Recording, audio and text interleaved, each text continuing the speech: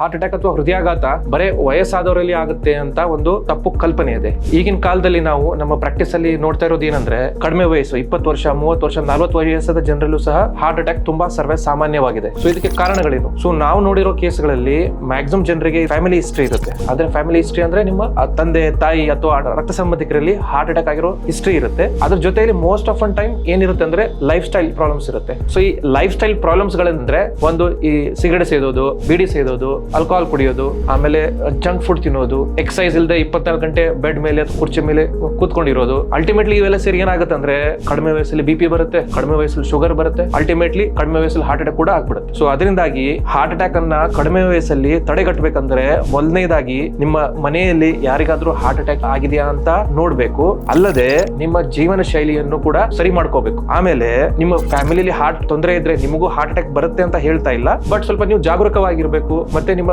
Regular ಆಗಿ ತಪಾಸಣೆಗಳನ್ನ ಮಾಡ್ತಾ ಇರಬೇಕು. ಪ್ಲಸ್ ಮತ್ತೆ ನಿಮ್ಮ ಲೈಫ್ ಸ್ಟೈಲ್ ನ ತುಂಬಾ ಡಿಸಿಪ್ಲಿನ್ ಆಗಿ ಇರಬೇಕು. ಸೊ ಈ ವಿಷಯದ ಬಗ್ಗೆ ಎಲ್ಲರಿಗೂ ತಿಳುವಳಿಕೆ ಇರಬೇಕು. ಸೊ ಇದ್ರ ಬಗ್ಗೆ ನಿಮ್ಮ ಫ್ರೆಂಡ್ಸ್ ಜೊತೆನೂ ಶೇರ್ ಮಾಡಿ.